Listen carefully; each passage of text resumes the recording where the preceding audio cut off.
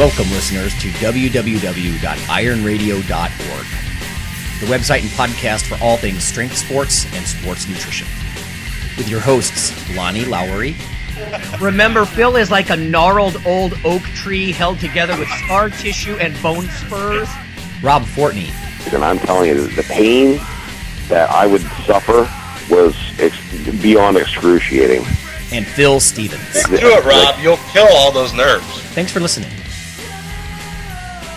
Good morning, everybody. Go to strengthguild.com, strengthguild.com. Scroll down to the Iron Radio collections, and we've got new shirts and new banners for you to support the show. Everything from just a regular banner or regular shirt to ones with sayings on them, like Lonnie's Phil is like a gnarled old oak tree shirt. And some news for you, we're going to have some contests for people who own these shirts and things. So if you support the show, we'll let you more on that later. So if you get in on these early, you can be one of the first people to win some prizes. So thank you very much. Go check out the site, strengthguild.com. Scroll down to Iron Radio Collections and support the show.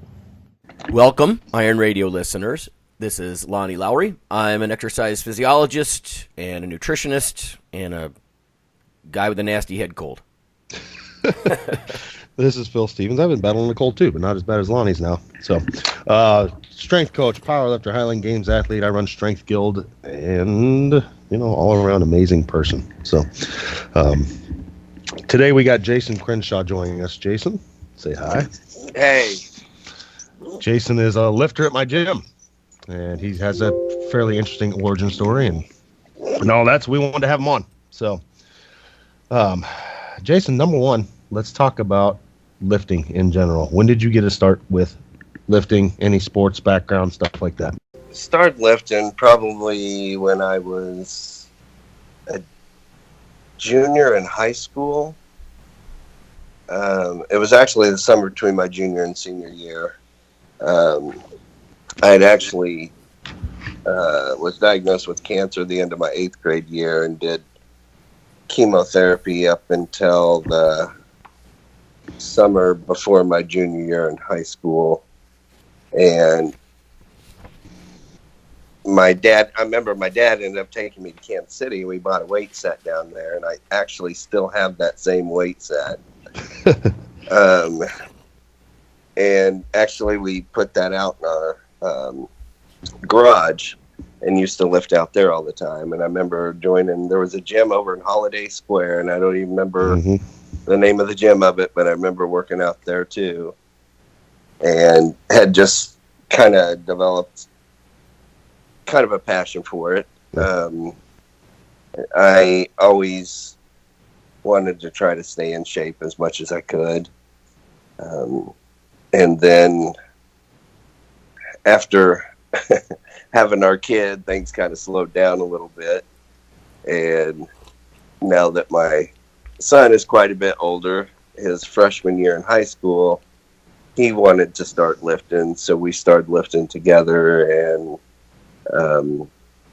that's just been kind of even a bigger passion now. It's just lifting with him. Yeah.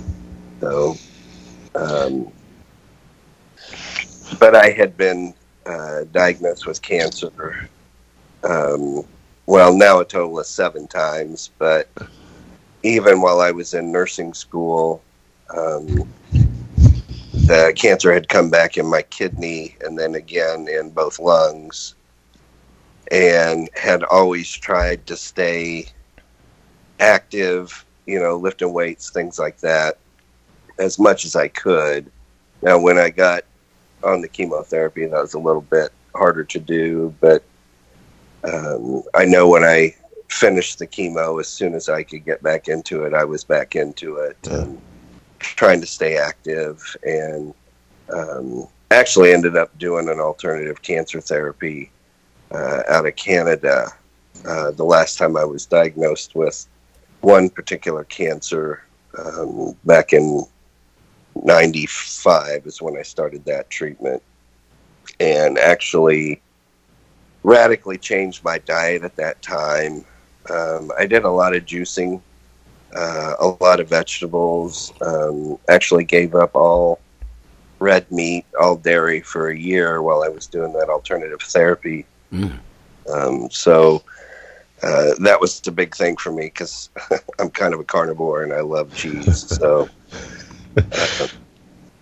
but now it was last February that my son decided he wanted to do a powerlifting meet. And it was one of those high school powerlifting meets. And he actually took third place in that. And I had never actually done powerlifting before. And so someone had steered us towards Phil and said, you need to contact him. And so I remember texting Phil. And I was like, hey, is 47 years old too old to start powerlifting? And I remember his answer, well, I'm 42 and I just opened my squat up at 700 pounds. And I'm like, you're an a-hole, Phil. So Dylan and I had started up at the Strength Guild there, and I'm telling you, it is one of the best places you could ever be, physically, but also socially.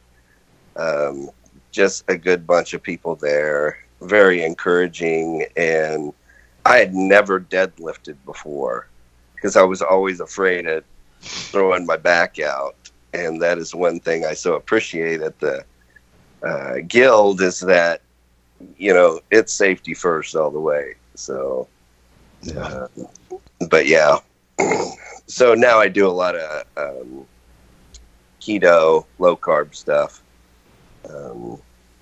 And then, of course, if we're ever getting ready for a meet, I may try to pack on some weight then. So, yeah, Jason was eating up for the last meet like me, and we were both miserable together. So yeah. Oh, that's helpful. How's that heartburn and asthma going? It's going to be a little tough to get into anything without getting into our topic of the day.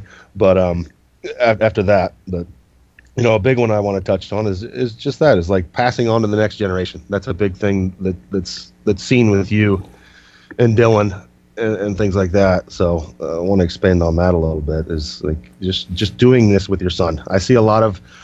We have a lot of parents that have come in and they sadly sit the sidelines and holler from their kids from the sidelines, and you're right in there doing it, and not to toot anybody's whistle, but I mean, your son's kind of a freak too. So, yeah, but you're right in there doing it with him. So, it just speaks volumes to me. I mean, that's one thing that my wife and I believe as parents is lead by example. And it's a lot more forming than it is to sit on the sidelines and go, work harder. Right, while you're sitting there sipping on a beer and smoking a cigarette. Yeah. So, that has always been one of my highlights, is to be there with him and do that with him, and because it's a positive habit, Yeah. Well, and there's not enough of it now. I mean, you see the exodus of even physical education from schools and things like that. So, how the hell are we going to get it unless we get it from the parents? Right. Right. So, well, and it's just such a family-based gym too. I mean, you've got your wife there working out with you. You got your kids in there. It is certainly a place that focuses on family. So yeah. I appreciate that very much. Yeah. I'm glad you guys came in. So, let's go into your background of work a bit. What do you do? You mentioned school and things like that, so everybody gets kind of an understanding of where you're coming out from that avenue. I'm actually a nurse practitioner. I'm certified in both family practice and psychiatric and mental health. Currently work full-time in psychiatric and mental health, and then I still do some on-call stuff for hospice. But actually had worked hospice for several years, and I swore after I finished nursing school I'd never go back to school, but then it was when I was into my 30s and even my 40s, I went back to school and did some more. I do feel that physical exercise is certainly lacking within the medical community for sure. And there's just, I think, a lot of lack of knowledge even within the medical professionals in terms of how to maybe help people stay healthy, stay well, and help prevent diseases. So, through nutrition and exercise. Yeah. No, I mean, that's kind of the gist of it. I think because of what we're doing, let's go to break now. And we're going to touch on Jason, as he mentioned, was diagnosed with cancer when he was in 8th grade. So, and now you're how old again? Oh, God, 48. So we're talking, 34 years of various bouts with cancer, and along that time been lifting and nutrition and things like that. And we were going to talk how those two affected each other. So here's the break, and then we're going to come back and talk to Jason. That's good.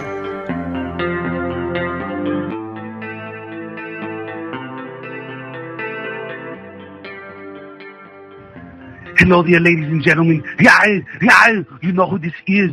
So I'm here to tell you about Dr. Mike T. Nelson's new book, Why You Should Eat Keto. I don't do it because, look at me. Come on, I'm fabulous and I'm fantastic.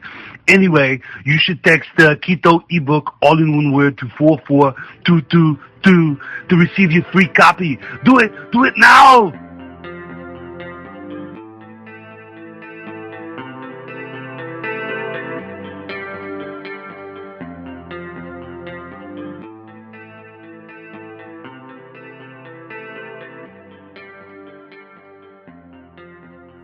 Hey listeners, this is Dr. Lonnie Lowry.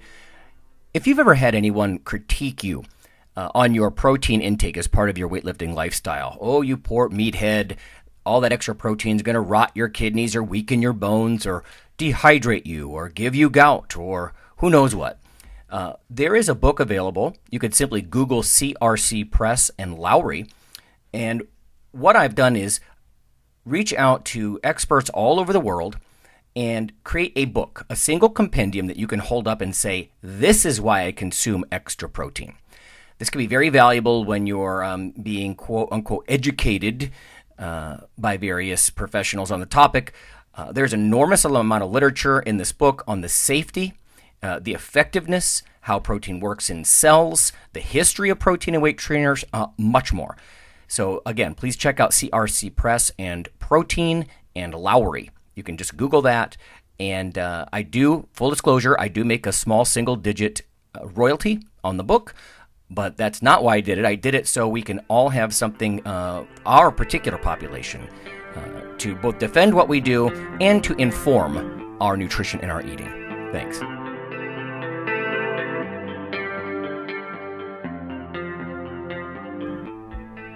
Iron Radio is, of course, primarily a podcast.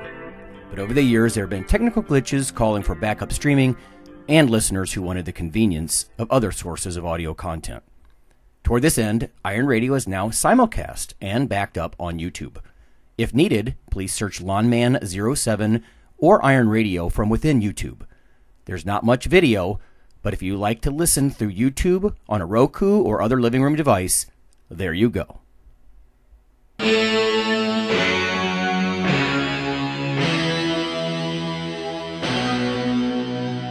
Like your weekly fix of Iron Radio? In addition to being a popular institute on iTunes, we are also on email. Simply go to www.ironradio.org and sign up for the voluntary email. You'll get a once per week email, no more. That's little more than the show notes and a link to the audio. So go for it.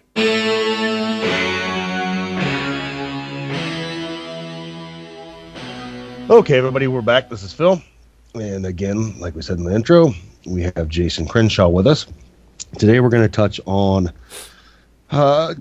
cancer, the big C word, and then along with that, what Jason has done as far as training and nutrition, how that might have aided in his progress in fighting the disease. And this is kind of a topic that's near and dear to my heart, having gone through a lot of this with my mother, and how we saw that it training and nutrition aided our battle and things like that. So, again, Jason was diagnosed first time when he was in 8th grade. So been battling various forms of cancer and successfully for 34 years. So let's touch on that. So let's go back to day one. You are not training at this time, correct? Correct. Okay. So what was your first initial diagnosis then? It was actually what they diagnosed it at that time was hemangioparasitoma, and it was actually originated in the right nasal passage, and is how that all got diagnosed to begin with. Was my nose just bled and bled and bled and bled all night long. And I remember it was the last day of my 8th grade year that I had surgery. And then that summer, around July, I believe it was, we were on vacation and it started to bleed again. And when I got back to Topeka, went back in, and the cancer had completely filled the right sinus cavity and was actually pushing to get into the brain, and ended up doing another surgery. And I remember that one took, I think, about 8 hours, and then ended up doing radiation that summer. And then the beginning of my 9th grade school year is when I started chemotherapy. And that was one of the worst experiences I think I could ever go through, was the chemo. And then the summer between my freshman and sophomore year, I remember coming home one evening, and my parents were sitting on the front porch, and my dad said, "We need to talk to you," and said, "Your mom has cancer." And so my mom and I were both going through chemotherapy at the same time. And you certainly have to keep a sense of humor when you're going through all of that, for sure. I finished my chemo the summer. It was August of 1987, before my junior year in high school. And then my mom passed away in October of 1987 with she had colon cancer. And so it was that junior year when I really started to get into weightlifting. Of course, I was kind of a scrawny kid back then, but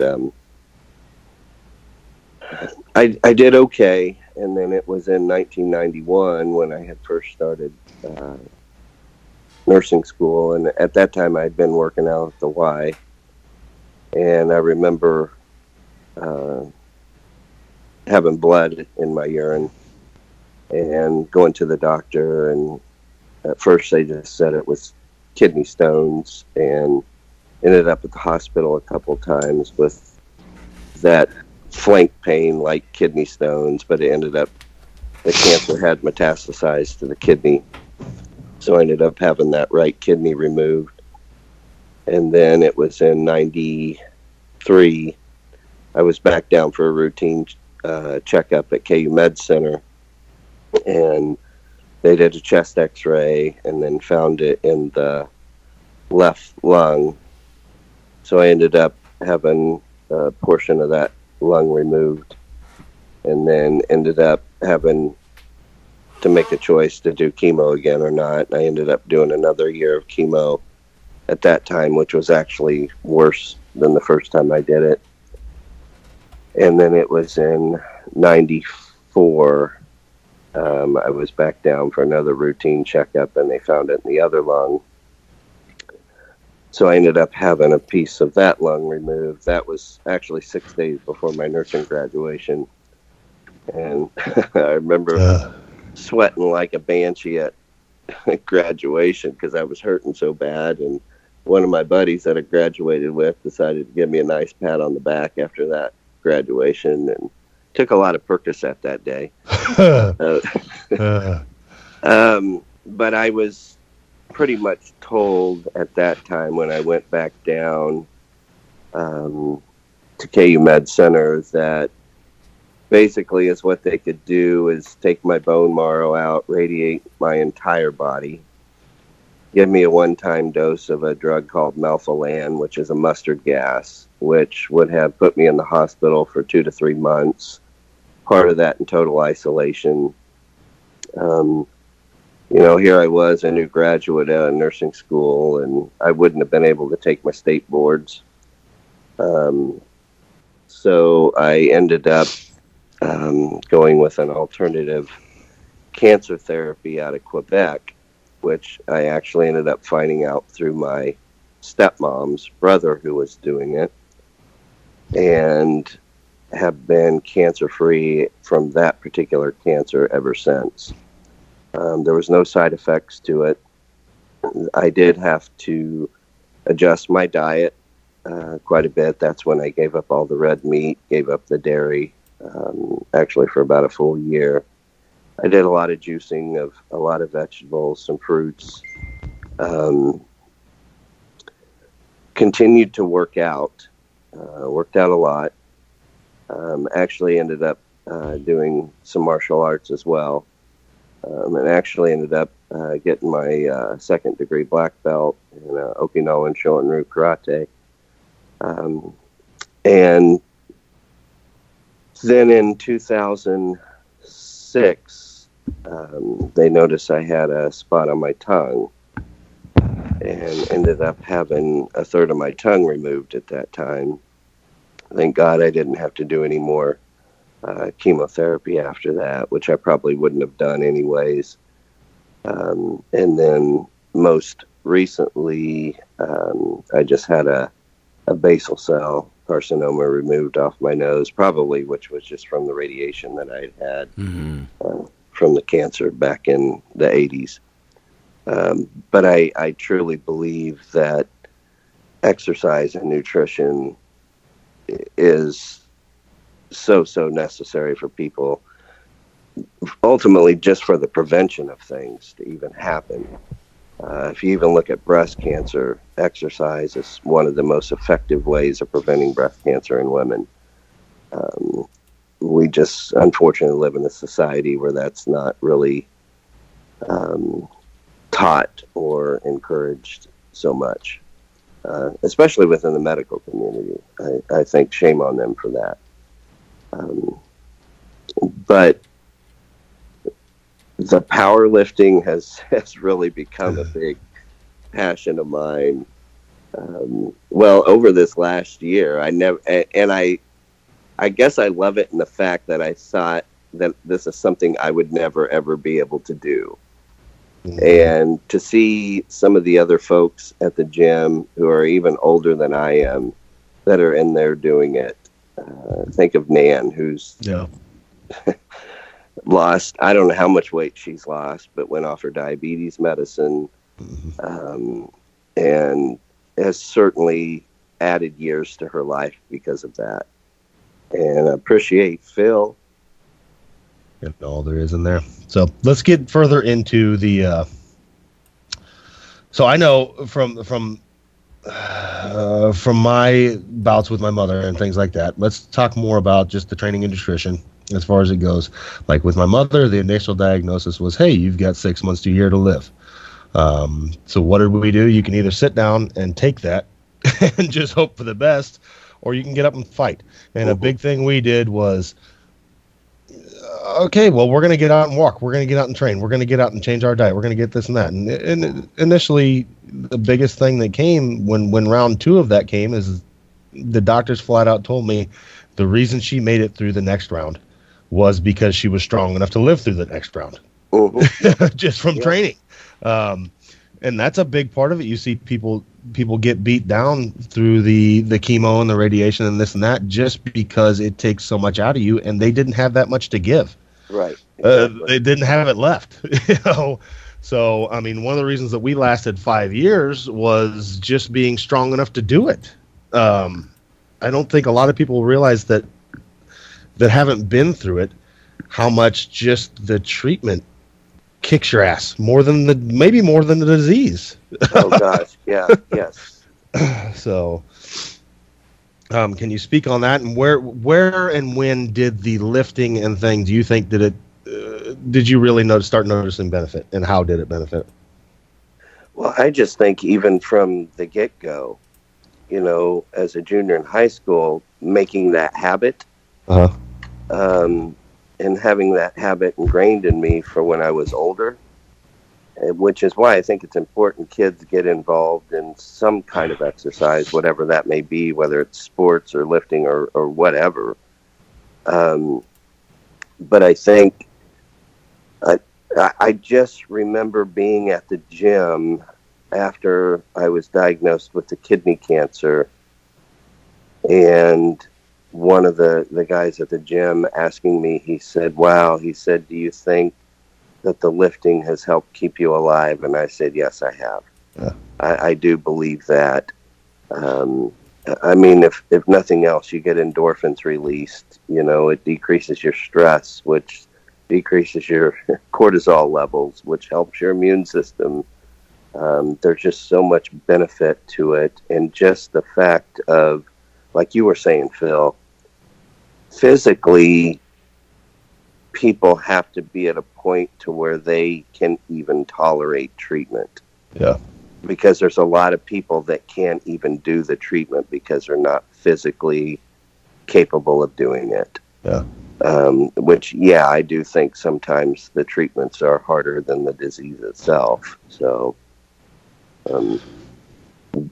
but again, I love the powerlifting, Phil. Yeah. I love it. Well, and I think that's part of it. I mean, that's part of it. Not even somebody fighting something.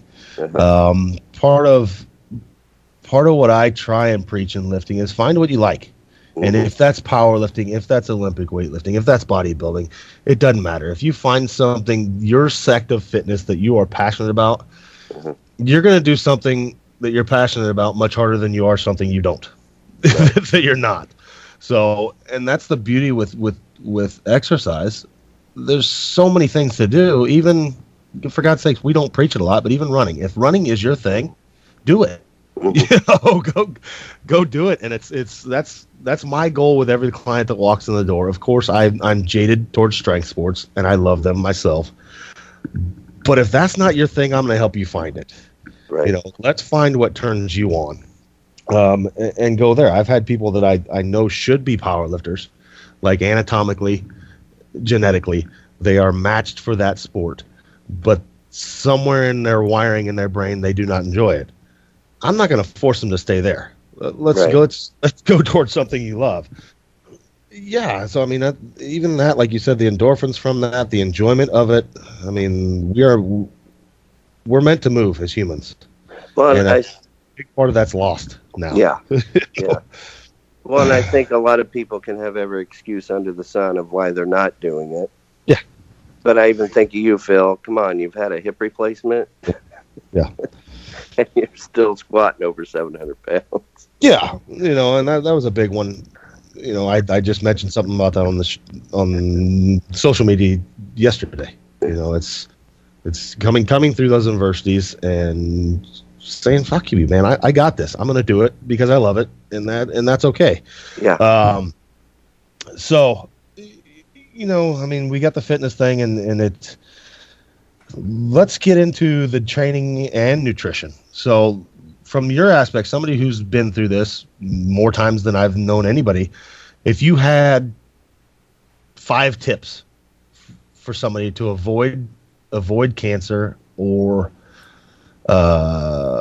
help fight it, what would those be? And I know you're in the medical profession, but just not even medically, from a medical professional's point of view, just your own personal point of view, and we can take it as that. Okay. What would you say? Where would you tell people to turn? First, avoid the things that are going to be carcinogenic in your body. I mean, we all know smoking is probably one of the biggest ones. Any nicotine for that fact. I truly believe, I'm a big keto person myself. just because of what it's done for me as far as my blood sugars and cholesterol. And I certainly think whatever, I don't even want to say diet, but lifestyle modification people can make, that's a huge piece, because it's not just what we keep from putting in our bodies, but it's also those nutritional factors that are necessary for proper cell growth. I think physical exercise is huge. I really do believe that is a method for keeping your body in check. I think the other thing would be laughing. Just laughing is a big piece in life. And I mean, there's a lot of studies showing how much it helps the brain itself grow. But I think just being social, whatever that may be, whether maybe it is people that go to church. I mean, for me, it is being with my friends, being with the people at the gym. I think social interaction is a big piece in our health and not isolating ourselves. Just because I see that in mental health when people start to isolate and we start to ruminate on things we probably shouldn't be ruminating on. But like you said, Phil, finding that piece of exercise that you enjoy, that it's not a job to go in and do it, but it is fun and you want to go in and do that. Yeah. And for me, that's the gym. I mean, it's a social place for me. It's a exercise place for me that I just so enjoy. Yeah. So. Well, I know we've touched on this on the show a lot, but like I know, and I've known for a long time that I will never be I'll never be Ed Cohn. And that's okay. I'm going to have fun and do the best I can. And there's a lot of people that can't get past that. They don't understand. They don't find the passion in the training itself. They're always looking at the outcome or the hopeful outcome. And I think that bleeds back to the positive mindset you're talking about. Of all the people I know, that's one thing that strikes me from first meeting you. You are like the most pleasant, happiest person to be around ever. You're the first person to come up to somebody and give them a hug and shake their hand and say, how's your day doing? And this and that. And if anybody in this world, I mean, has a reason to be pissed off and be sour, it could be you. I mean, you've fought cancer 7 frickin' times. And every day you come in with a smile on your face and you're ready to go. And, I mean, I have to believe, just from what I've seen, a lot of what happens to you in life is self-driven from that mental attitude.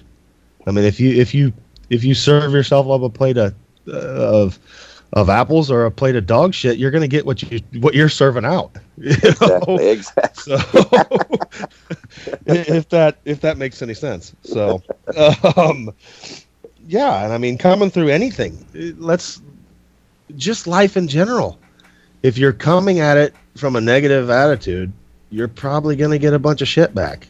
And more so, it's compounded if you're battling something. Right. If you're battling something and deep in your mind, it's going to kick your ass, it's probably going to kick your ass.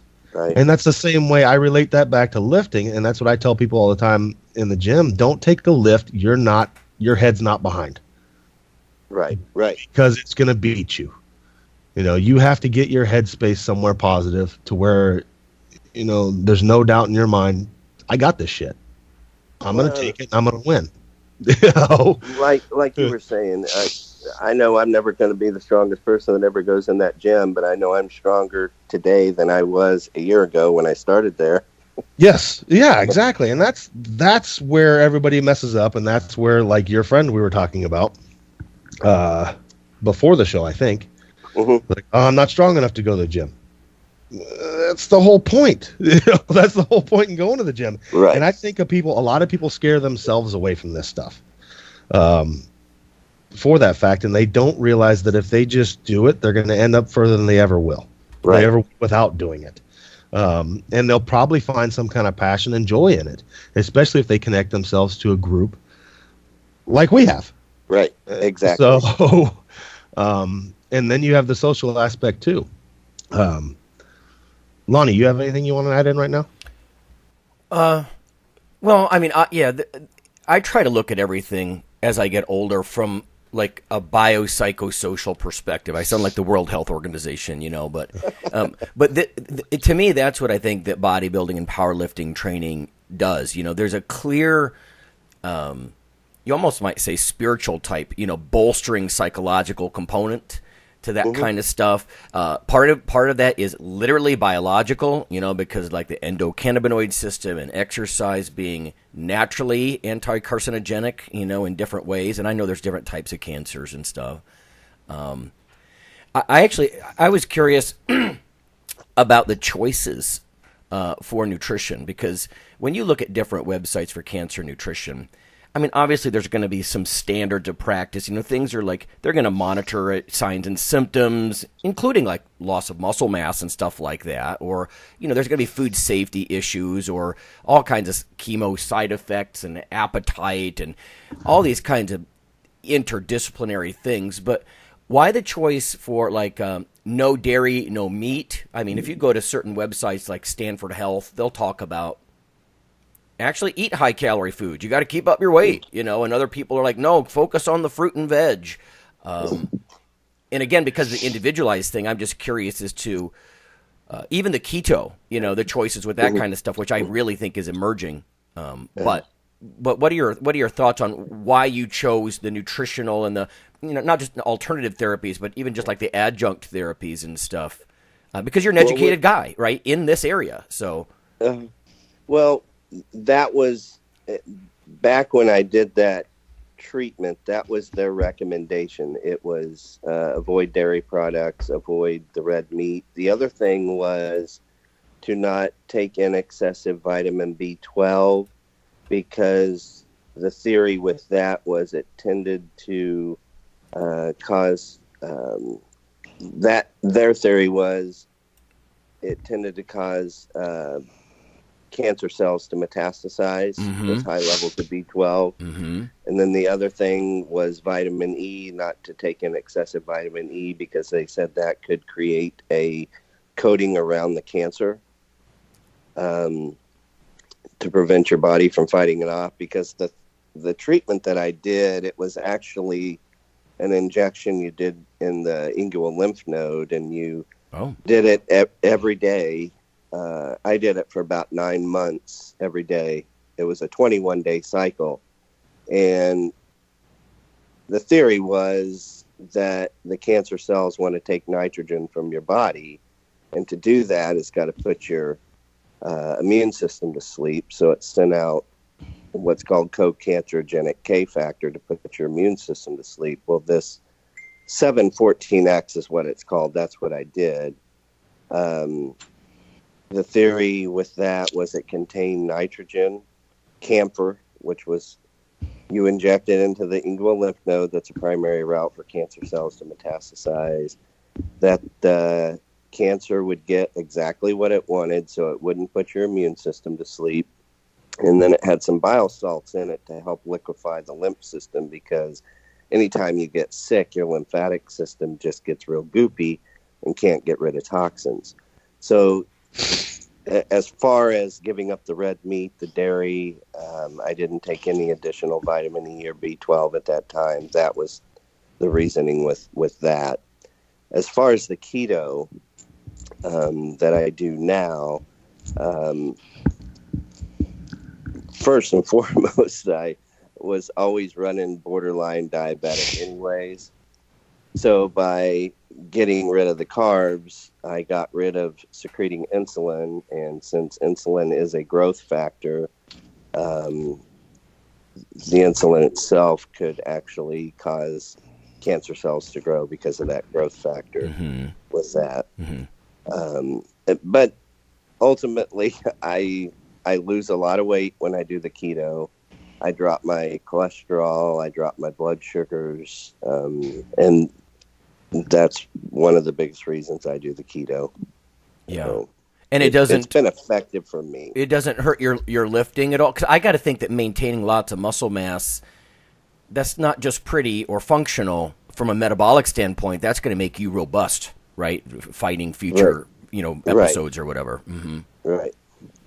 So as far as lifting, no, I don't know that it's really hurt anything at all. I think if anything, it's probably helped because I've increased my protein levels. And again, I love powerlifting. I'll never be the best. I just want to be healthy. Right. Don't we all? As we get older, that's a bigger and bigger part of, it's not like the reckless, hell-bent. We were talking about this last week where we feel like, I don't care if I die, bring it, and as you get older, you're like, no, I kind of want to hang around for a few more years. Yeah. Yeah. Well, I mean, let's go more into the, what would it be? The medical profession and their lack thereof knowledge on fitness and nutrition.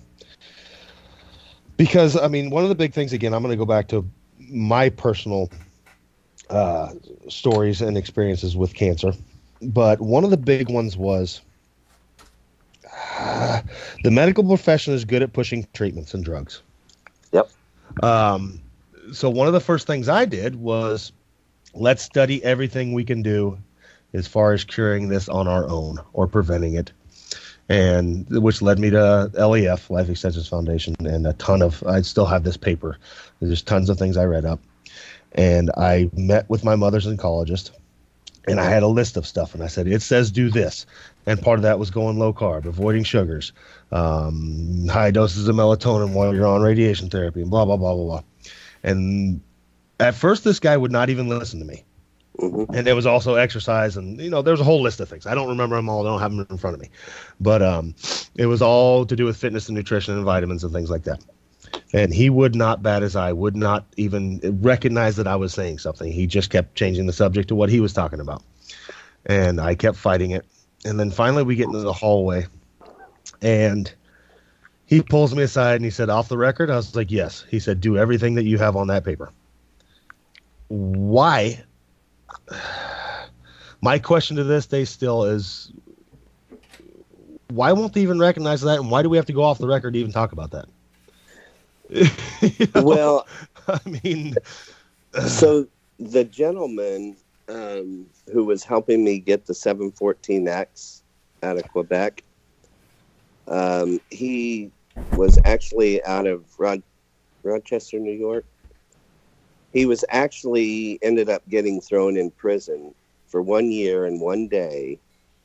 He was actually convicted of things he was never charged with, and is now no longer even able to mention the 714X.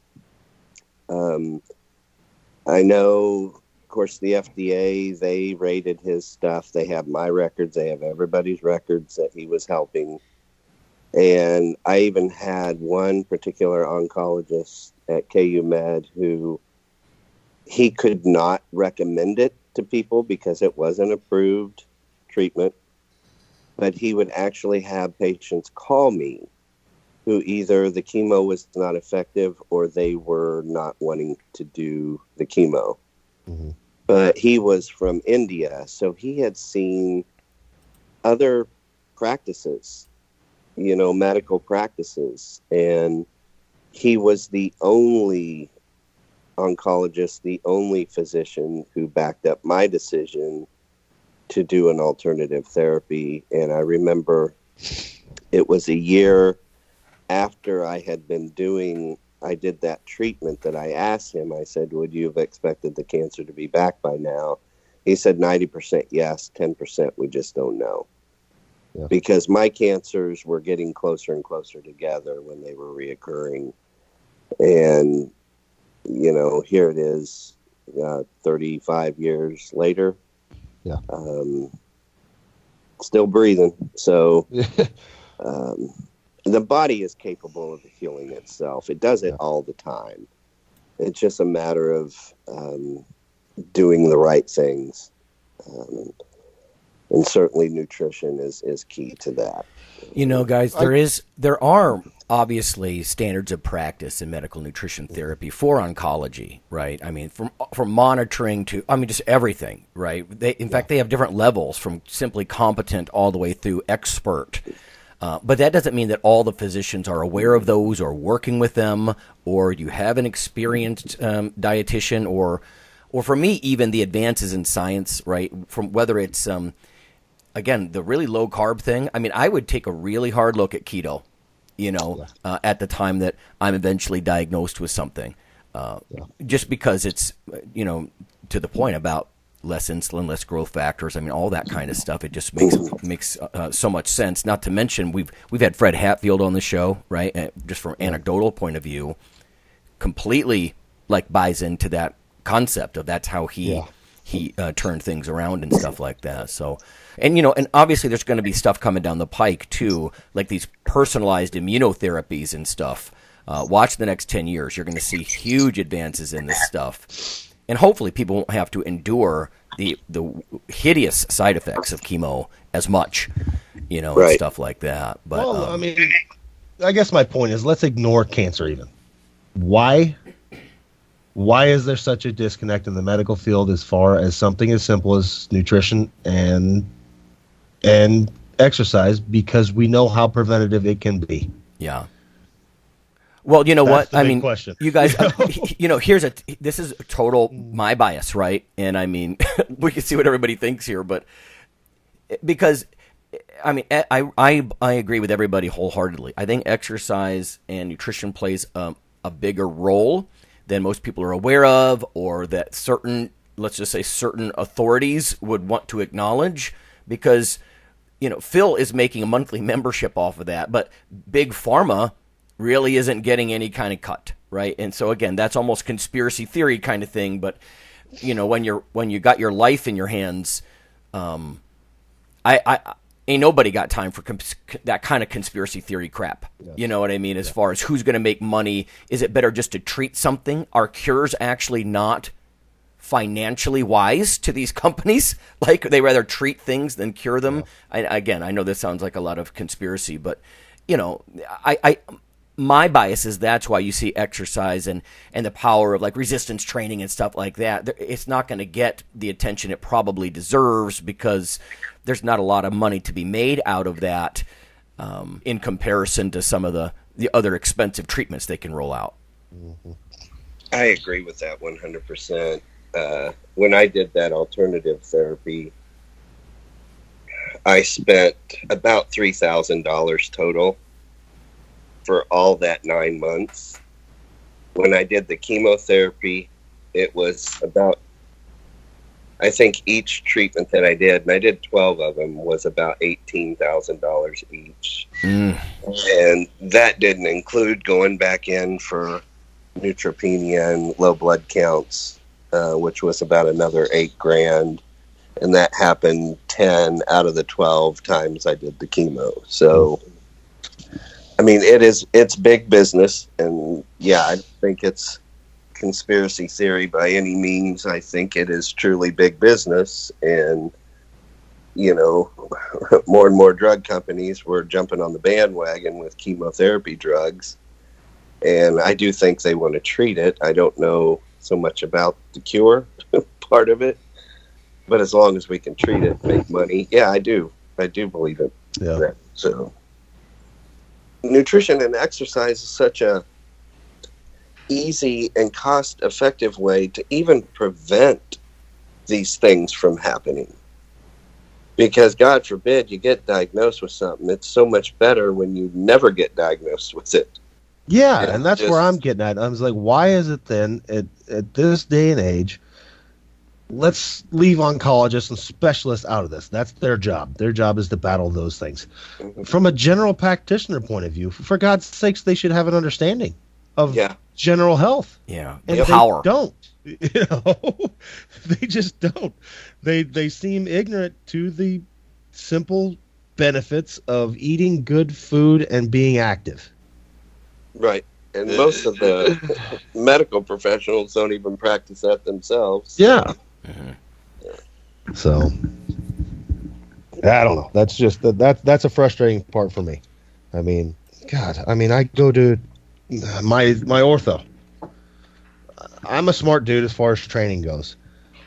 But I would have to think at some point, like I got on my hip replacement, I got prescribed my own PT. You just do your own PT because you're going to know more than the physical therapist around here. Really? We're at that point where, for God's sakes. And I'm comfortable. Luckily, I'm comfortable putting myself in my own hands, but I would like to think that there's somebody out there that went to school for 5 years on this shit that would know more than I do. Exactly. You know? Exactly. That's kind of scary, isn't it? Yeah. And it's like, because the average person, what are they going to do? It's like, so Jim down the street that's getting hip replacement is going to some jackass? Yeah. If you're not there, cookie cutter treatment, it's not going to work. Yeah, I don't know. I mean, that's, and I don't want to sound like a Debbie Downer as far as our current medical state in this world, because I'm thankful. I mean, if anybody's thankful for medical professionals, it's me. They saved my ass more than once. But I have to feel we have a long ways we could possibly go with some simple changes. Yeah, you know, right. You guys, it's to me, it's for whatever reason, well, for financial reasons, we have a reactive medical system, not a preventative one, right? Because if it was about prevention and the power of exercise, I mean, hell, the ACSM and ASIP for years had the tagline, exercise is medicine, right? To try to emphasize that point. But then Phil would be making the 6-figure salary, right? and not the, the Pfizer. Or the reactive medical model that we have, right? We would be spending way more money to stop it from happening on the prevention side, right? I've always thought that was odd. So many of my students, they want to become physical therapists, probably 70% of them as freshmen. And they probably had a good experience with them or something. But the point being is, it's also for the money, right? They're going to step into a job, at least here in my part of the Midwest, let's say for $75,000 a year. But if they try to open their own gym and do something that is incredibly powerful, right? Exercise is medicine. They're going to struggle, They're going to make maybe minimum wage or a little above, or, they can't open their own gym probably right out of the gate. So they're looking at salaries of maybe a quarter of that or a third of that by going into something that's such powerful prevention and healing too, right? From a psychosocial kind of way. That's the opposite of being isolated on harsh meds, But for whatever reason, our system just isn't set up to bulldoze cash at Phil. Yeah. Right. Well, and I'm not saying that I'd want to do this, but because I'm at a point in my career where I only want to work with people that want to be there. But I mean, it seems the society, how it is now and the way we're heading, that even the prescription of exercise is needed, where it would be covered by a system, and now, like I said, I don't think I want to deal with those people, because then you're opening this whole can of worms. You're going to be dealing with hundreds of people that are prescribed exercise and don't really want to be there. But, well, I think if there was some more incentive too, people get incentive to stop smoking with, their health insurance, or, it's cheaper to get health insurance if you're a non-smoker. Yeah. And that's one thing that really frustrates me is I feel that I work hard to stay healthy, but I will never be able to buy life insurance. Yeah. And you've got people out there that can get it left and right that are just tearing their bodies up. And so, that is frustrating for me. Mm-hmm. Here's an interesting one that comes to my head. So we're talking about how nutrition and lifestyle can be a huge factor of never getting sick. Do you feel that somewhere between birth and your first diagnosis, there's something that you could have done better to prevent it ever getting it? that you weren't doing before, or was just something genetic? Do you think? No, I don't think it was genetic. It's hard to say. Was it location? Just the air I was breathing. Yeah. The foods I was eating. I don't know, and I think for me it probably took a lot of failures, I guess you could say, to really break out of my. I mean, I was in nursing school, just graduating nursing school, when I decided to do something that was not medically approved. And I think for a lot of people, it's hard to break out of our mainstream medicine, but I will say it's the best thing I ever did. But I would say that certainly adjusting diet is a key thing, and certainly staying active. Yeah. It's hard to say since I was so young. I don't know how much I could have done different. Yeah. But well, I think, and that boils down to, like, one of the things me and my wife are big on is our kids' health. It's health, happiness, and everything is our responsibility. Yep. So, I mean, we try and teach them. We eat better for them a lot of the times.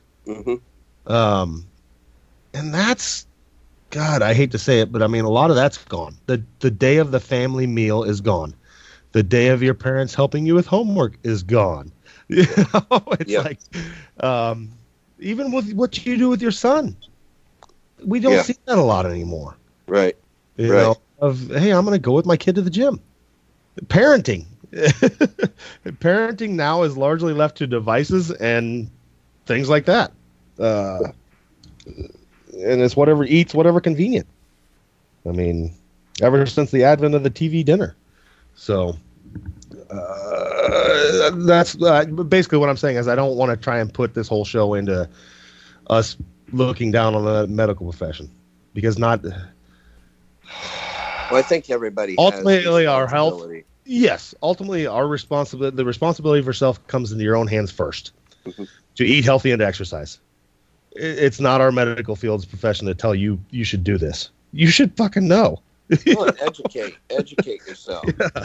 Yeah. It's just like you going into your mom's oncologist. Yeah. Hey, I read this, and this, and this, and trying to educate yourself and things you can do better for you. Yeah.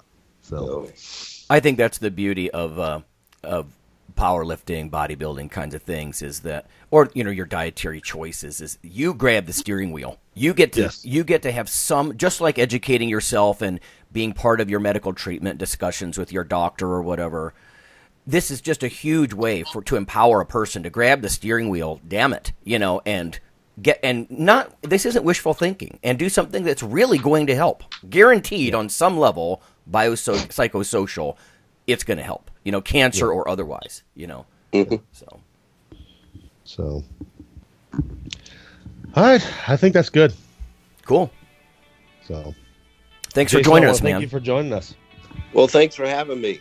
I'm probably going to see you here in a little bit. All right, man. We got to go lift and squat together. Okay. So, well, have fun, have guys. A good day. I hope you enjoyed the show. If you have any questions or comments or anything, please shoot them out there on social media or email us or whatever. So, right on. All right. Thanks, guys. Yep.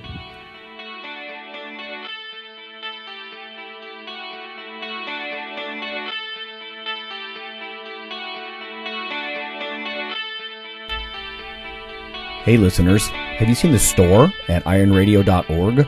There are 3 halls in the store. One for Phil, one for Fortress, and one for myself, Dr. Lowry, and they're thematic. So you can go into our Halls of Iron store and choose based on your goal. If you need something to learn or read or something nutritional, you can look in my store, Lonnie's store. If you want something about injury prevention or competition, then take a look at Phil's Hall of Iron. And if you want something about motivation or daily training, Fortress's Hall has what you're looking for. There are some fun, heroic descriptors as you browse through the store, so we try to make it a little more fun than the average boring online store.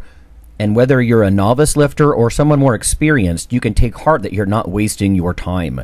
The things that we put in each Hall of Iron are actually based on our own recommendations. Protein powders that we know to be good, knee sleeves, wraps of some kind, things that Fortress uses in his own training. The stuff you see, you know is good. This way you don't waste time. So check out the Iron Radio store at ironradio.org and let us know what you think on the forums, and certainly you can request products and we will screen them before they go in. So thanks for listening.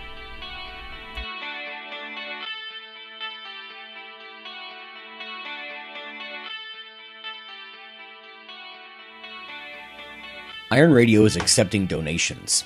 If you like what we do, the professors, the scientists, the bodybuilding show promoters, the athletes themselves in powerlifting and bodybuilding, please consider making a donation or maybe buying something from the ironradio.org store.